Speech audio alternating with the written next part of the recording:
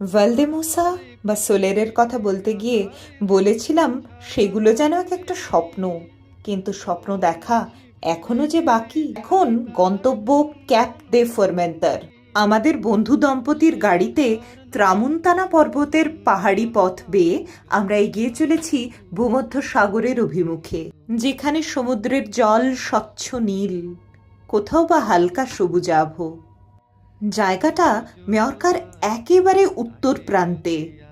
লম্বা সরু উপদ্বীপ সমুদ্রের দিকে বেরিয়ে গেছে, ক্লিফ এসে মিশেছে ভূমধ্য সাগরে, আর তাই এখানকার সূর্যাস্ত যেন ম্যাজিক্যাল।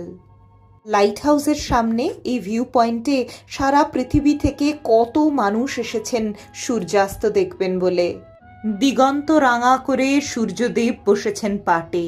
মুগ্ধ চোখে দেখি আর বলি, প্রণতস্মি দিবাকরম।